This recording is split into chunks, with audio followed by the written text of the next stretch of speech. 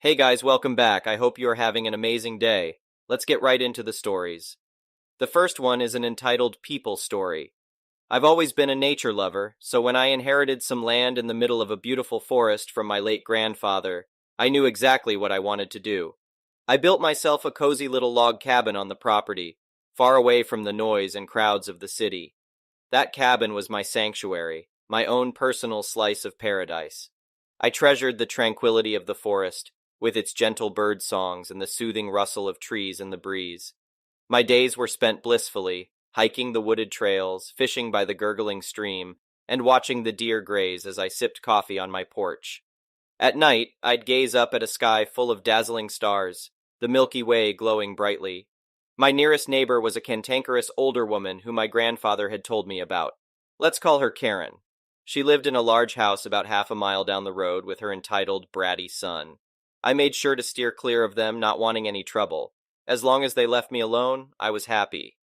One sunny morning, I headed out to the forest to collect some firewood. I liked having a stockpile ready for the cold winter nights when a roaring fire was perfect. Humming a cheerful tune, I gathered fallen branches and logs into a wheelbarrow. After an hour or so, I had a good amount of timber and headed back to my cabin. As I got closer, a strange smell hit my nose. It took me a moment to place it. Smoke. My heart dropped as I realized it was coming from the direction of my cabin. I broke into a sprint, wheelbarrow bouncing and tipping over behind me. Bursting into the clearing, I was horrified to see flames engulfing my precious cabin. The entire structure was ablaze, thick black smoke coiling up into the sky. I stood there in shock, unable to process the nightmarish scene before me. My trance was broken by the sound of laughing near the tree line. I turned to see none other than Karen's son, staring at the burning cabin with undisguised glee. Fury rose up inside me as I realized he had done this. "What the hell are you doing, you little punk?" I shouted, storming toward him. "You set my cabin on fire!" The boy smirked, not looking the least bit ashamed at being caught red-handed.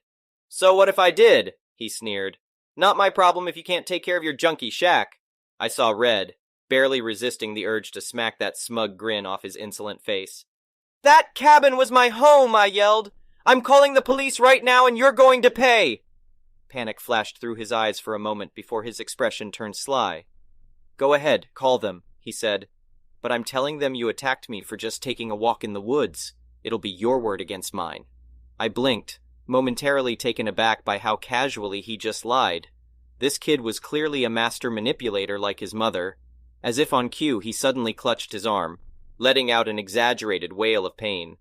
"Ow! Stop hitting me!" he shrieked. At that moment, I heard a car come crunching down the gravel road. To my dismay, Karen emerged, barreling towards us with a conceited glare.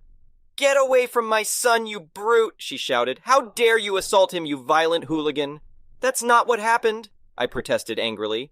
"He trespassed onto my property and burned down my cabin. I caught him red-handed." Karen's expression hardened, her eyes cold. "Don't try to blame your unhinged behavior on my innocent boy," she sneered. "He said you attacked him for no reason. I believe my son." My blood boiled hearing her defend his blatant lies. This was unbelievable. Before I could respond, Karen snatched out her cell phone. "That's it. I'm calling the police," she declared. "They'll lock up a deranged lowlife like you." As she punched in the numbers, her son shot me a smug, victorious look. I glared back, silently vowing I would make him pay for this somehow. Within 10 minutes, a police cruiser pulled up and 2 uniformed officers stepped out. Karen immediately started shrieking about how I violently assaulted her son and posed a danger to society. Putting on an exaggerated display of worry, she fussed over him as he hammed up his injuries. One of the cops came over to get my side of the story. I urgently explained how I caught her son burning down my cabin, and he was now trying to frame me for attacking him. The officer frowned, glancing between me and the ruined cabin. "That's absurd!" Karen shrilled, interrupting us. "Don't listen to his nonsense. Look at my poor son's condition. Arrest this madman immediately." The officer held up a hand. "Ma'am, please let me do my job. I'd like to ask your son a few questions." He turned to the boy. "Son, can you tell me what happened here exactly?" he asked calmly. The kid faltered, clearly not expecting to be directly questioned. He mumbled some obvious lies about just taking a walk and minding his own business. The officer raised an eyebrow. "So you're saying you had nothing to do with that burning cabin over there?" "No, I didn't do anything," he claimed petulantly. Just then, his cell phone rang loudly. He fished it out of his pocket, glancing at the screen. Sorry, I should take this. But the cop stopped him. Hold on, let me see that phone for a moment. The boy hesitated before reluctantly handing it over. The officer scanned through the texts and photos, his eyes widening. He turned to me, holding out the phone. Take a look at this, he said. I scrolled through the texts and felt a surge of vindication. The little punk had sent his friends pictures of himself setting the fire, bragging about his awesome prank. He'd meticulously documented the entire act. This proves he burned down my cabin, I declared furiously, waving the phone. It was no accident. Karen flushed, struggling to come up with an excuse. She made a feeble attempt to grab the phone away to delete the evidence, but the officer stopped her. Ma'am, I'm afraid you and your son will have to come down to the station with us, he stated. What? This is absurd, Karen sputtered. You're taking the word of this lunatic over me? The evidence speaks for itself, he replied firmly. We have protocols for investigating alleged assault, but arson is a very serious crime. He handcuffed the protesting boy while his partner called for backup to transport them. I felt a huge wave of relief and satisfaction wash over me as I watched the little criminal being led away. Justice was finally being served. Over the next few weeks, I worked closely with police and my lawyer to build an airtight case against him. The irrefutable proof of his guilt resulted in swift legal consequences. He was sentenced to juvie detention and probation for destruction of property and trespassing. Karen also faced charges for false accusations and obstruction of justice. She was livid when she realized her status and money couldn't save her from legal punishment this time. In the end, they both got what they deserved. I took great pleasure in watching Karen wail as she was dragged off to jail to await her own sentencing. I ended up suing their family too and won a hefty settlement that paid for a new, even better cabin. The quiet tranquility of the woods was restored once again. Though the fire destroyed my first cabin, it only reaffirmed why I loved this serene spot. Out here, surrounded by nature's peace, Karen and her son's toxicity simply faded away. The next one is a pro-revenge story. In early 2020, I was hired under the title Assistant Manager at a local automotive shop. We mainly sold tires if you're American, and alloy wheels for passenger vehicles. The company owned several stores. I reported directly to my manager, who then reported to the owner of the company. Shortly after I was hired, I noticed the behavior of the manager was far from professional. He would constantly mock and berate me for being the new guy. I believe part of this was jealousy and insecurity on his part, as I ended up recording more sales under my name within the first few months. He would also knock off work early and start drinking beer while the rest of us continued to work. I remember when he found out that I participated in MMA training sessions after work, he tried to goad me into a fight for his own amusement. Clearly, this guy didn't like me, and I was starting to get the feeling that he was trying to get me to snap or lose my cool and, as a result, my employment. I became even more certain of that with what happened next. During the few months that I had worked there, I had noticed that our takings for the day and sales records did not match. I would often spend half an hour to an hour after work trying to figure out where the errors were coming from, while the manager would simply throw his hands in the air and exclaim that he had no idea how this was happening. The recurring issue seemed to be that our cash takings had been recorded incorrectly. There would sometimes be an excess amount of cash that didn't match up to what was recorded on our sales invoicing software. Other times there would be less. I was at the time an accounting student studying towards my bachelor's degree. I was already suspicious of the cash being out each day. However, given how the manager had been treating me up until this point, I was concerned that any complaint would somehow be twisted and used against me. And boy, was I right! Several weeks later, my manager took some time off. During this time, I managed a personal record in-store sales and also noticed something interesting. The cash was never out at the end of each shift. I reported this directly to the owner of the company. Given I was acting manager during the time my manager was away, I was expected to report to the owner every day, and explained what had been occurring while the manager was there. In all honesty, I was hopeful that the owner would be having a word with the manager about the discrepancies. However, I was also wary, as I believed once the owner spoke to my manager, the manager would immediately know it was me who reported this. When the manager returned to work, he immediately approached me with a disgruntled look on his face. "I've spoken with the owner. You tried to blame me for the discrepancies? You should focus on doing your job properly, then this wouldn't happen." I was quite taken aback by how angry he was, though I wasn't surprised that he twisted it and tried to place blame on me.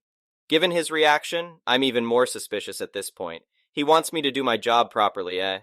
Malicious compliance ensues. That same week I got to work. I started paying attention to what customers were paying when they were dealing with my manager. Behind his back, I began examining all of his sale transactions and invoices with a fine-tooth comb. As the days rolled by, I started to find evidence of his dishonesty. When it came to a few cash sales, my manager was doing the following. Example would tell the customer the price is $200 if he pays cash. Would discount the price by $50 in the sale and invoicing software. Would put the extra cash into the till and record a $150 cash sale. Before we did the cash up at the end of the day, he would sneakily pocket this extra cash while no one was around. Though he was very foolish, as he clearly couldn't remember the exact amount he had swindled. Hence why the cash would be up some days, didn't swindle enough, or the cash would be down, swindled too much. I took screenshots of the discounts he had been giving on sales and sent them to the business owner, along with a report with a detailed description of my findings. The report also showed that on all days he wasn't there for the cash count. There was no variance. When he was there, well, the owner was infuriated. This man had been his trusted employee for years. The owner was so infuriated, in fact, that he ordered my manager to do a mandatory drug test, pee in a cup style, on the same day he found out. And no surprises, he failed. Turns out the manager had quite the meth habit. This was most likely his sole motive for stealing cash, and the owner was beside himself. We operate machinery every day in this store, and so the thought of a manager walking around high as a kite wouldn't sit well with any health and safety professional. In fact, it could have landed the owner in serious legal trouble if any accident or injury occurred under this manager's watch. The manager was terminated immediately for the violation of his contract and was later taken to court by the owner in an attempt to recover the stolen funds. Safe to say, I was promoted to store manager position shortly after his termination. The next one is a petty revenge story. I feel like anyone who has ever worked in retail can relate to this. You go into the job, and they tell you all the rules and things you can and can't do, until a customer gets upset and gets a manager, and then the manager comes over like, "Oh, how could you not allow this sweet lady to do this?" and uses their manager override to allow the customer to do whatever they want, making them look like the hero, and you look like the angry employee that didn't let them do what they wanted. Back when I worked retail, I had this happen countless times. "This meal doesn't come with cornbread. That'll be an extra $1.50. The manager comes over and gives them cornbread. "The discount you are talking about was for a sale that ended 2 days ago. Sorry." They get pissed at you, and the manager comes over and gives them the discount anyway. I got super fed up with this and kept track of everything a manager let happen. If a manager one time let a customer buy this for this amount of money, every single time a customer asked about it, I would call the manager over and get him to override it. I guess managers expect you to try to enforce the rule on the occasion they get pressed. They just fold and make you look like a jerk to a Karen customer. Well, I got tired of it. The moment a Karen came in and asked for something clearly against policy, I would just call that manager over and make him override and say, "He does this all the time," to the customer. It happened too often that he had a meeting and got reprimanded by corporate. He mentioned me by name as the one who does it, and when questioned, I told them the same thing. He did it all the time before, and I just assumed that he, as the manager, was doing the right thing. He wasn't fired or anything, but he stopped folding in front of customers and making me look like the jerk. I'll never understand why managers never back up their employees on store policy. The next one is a malicious compliance story. When I, female, was 18, my dad kicked me out for disrespecting my stepmother. It was reasonable, but she was also a manipulative person, and I was fed up with her behavior. Now, what they mean by disrespecting her is that I would only clean up my messes. If I dirtied a dish, I cleaned it, but only my own. If I cooked, I cleaned the kitchen, and so on. She expected me to clean up every mess she made, insulted me, and even threatened to harm me. "Don't worry," I told my dad, but he took her side. I was fed up with being told I was lazy, so I started talking back to her, saying exactly what I thought. My dad was fed up with me standing up against his wife, and he gave me 30 days to get my stuff and find another place to stay. At the time, I was with my current boyfriend, and he said I could live with him and his mom. His mom was fine with it. My mom is deceased, so she wasn't an option, and even if she was, it wouldn't have been a healthy option because she was addicted to heroin, which caused most of my trauma. So I packed my stuff within 2 days and left. I guess my dad didn't expect me to leave so quickly. When I came back to get the rest of my stuff, he told me I could stay as long as I respected the rules and owners of the house. However, I told him that I didn't respect the rules or owners of the house, so I was not going back. He was really upset with me, and it probably didn't help that I was his youngest, and my sister was already out making a life for herself. Don't get me wrong, I love my dad. I keep in contact because when my stepmother is out of the picture, he's a fantastic father. But I'm 21 now, and I'm doing really well with my life. My boyfriend and I are going strong for 3 years, and we even moved to a new state. Dad really didn't like that, but I didn't leave out of spite. I just genuinely hated where I was. He is still really disappointed that I moved out, but that's what he told me to do. Sadly, my dad is still married to her, and my sister had to stop her from babysitting due to poor supervision. This led to my 1-year-old niece ending up in the ER and getting stitches. Moreover, my dog had to be put down because the dog was skittish due to my stepmother straight up hitting her, which led to my dog biting my unsupervised niece. Though my sister tells me that he's slowly getting fed up with my stepmother's behavior and entitlement. So who knows, maybe he'll divorce her, and we can fully repair our relationship without giving him the ultimatum of seeing his future grandkids without her or not see them at all. I'm not pregnant, but I plan on having kids eventually. The next one is an entitled people story. Cast, me, myself and I, Nels, old man though he doesn't speak, Harriet, Karen. My husband and I rent a display space in an antique consignment store for our collective side hustles. I quilt and crochet. My husband sells custom die-cast cars and diorama supplies. Every few weeks, we go in and restock our space. This store is very large and can be a bit of a maze, and the store has designated rest stops throughout the aisles. One is across from our space. The store does not provide mobility aids for customers, so it is a BIO policy if you need a walker or wheelchair. I'm a wheelchair user as I'm paralyzed from an L2 SCI. My husband and I were at the store restocking the space. My husband had just left to take one of our totes out to our van, leaving me in our space sorting through my tote that has the baby sets I make. When I hear someone huffing behind me, I didn't really pay too much attention to it, thinking that someone might have been taking a break at the rest stop.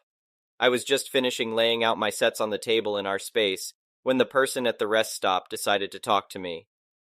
Do you know if the store has wheelchairs for people to use? I look up from my task and see an elderly couple across from our space. The old man is standing next to the bench looking kind of annoyed, while the woman has flopped on the bench in an I can't take another step kind of way. I honestly was concerned that she might be having a medical issue as she was rather plump. Are you okay? I ask, about to tell her or her partner to use the phone above the bench to reach the staff desk for help. This store is too freaking big, Harriet exclaims. I can't walk anymore. Me. The store has a chair for medevac use. One of the employees could bring it to you if you need help leaving. Harriet. But we're not done shopping. Me. I don't think they have wheelchairs to borrow. They have had issues with rowdy kids riding mobility scooters, so they do not provide them. But if you use the phone above you, you can ask a staff member. Just dial 1 and it will connect you to the staff desk. There is a sign next to the said phone that states this. Harriet seems to be thinking about her options, so I go about my work. Nels wanders down the aisle, possibly looking for an escape route. Harriet, what about the wheelchair you're sitting in? Me. This is my personal wheelchair, it doesn't belong to the store. Harriet. Can I borrow it? Me. What? Surely she's not asking to take my chair to go shopping. Harriet. I want to use the wheelchair. You're young enough that you could stand to walk for a bit. I'll bring it back. Me. Ma'am, I cannot stand at all. I've been a paraplegic since I was 12. This wheelchair is not store issued. It's my personal property that cost a lot of money. If you call the staff, maybe they can let you use the medical chair. Or maybe they know of one someone has in their space that you can buy. But I will not give you my chair, and I cannot help you. At this point, I have rolled out of our space. I decided to head towards the vendor door and just leave. Rumor has it Harriet is still sitting on the bench waiting for someone to give her a wheelchair. The next one is an entitled parent story. I work at a small neighborhood coffee shop as a barista and cashier. I recently just turned 18, and I've been working there since I was 16. This happened a few days ago, and it's actually probably one of the most traumatizing experiences I've ever had.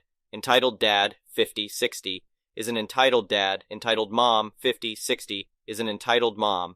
And S, 18, 22 is their son. Setting the story, we just opened, and I was waiting at the counter when entitled dad, entitled mom, and S came in. Everything was normal. They ordered 3 hot chocolates, which is about $15 USD. This is when it got a little crazy. Entitled Dad. $15 for 3 hot cocos? Is this a joke? There's no senior discount? Me. No, sir, I'm very sorry, but we are too small to get a senior discount. $5 for a large cocoa is reasonable. I haven't made the drinks yet, so if you want smalls instead, it'll be $8. I gave Entitled Dad and Entitled Mom a warm smile while they looked mad. Entitled Mom burst into a fit. Entitled Mom, this is disrespectful to elders. Her voice was insanely stern. I have PTSD, so I flinched at this. At least give us free small cocos. I was visibly shaking, but I was still kind. Me, we can't give you free drinks, I'm very sorry. S, I can pay the $15, it's fine. Entitled Mom, no, we're treating you. Entitled Dad, give us the free drinks or you're fired.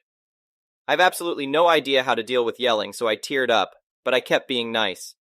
Me, I said I can't, please don't yell at me. Entitled Mom, this is disrespectful, where is your manager? Me, fully crying but still smiling. He's not working today. S, you're upsetting them, just let me pay. S pushes the parents out of the way, pays $15, and I make the drinks. S, thank you, I'm so sorry about this. Me, still crying, but not as bad. It's fine, have a good day. Entitled Dad and Entitled Mom gave me a glare as the 3 left.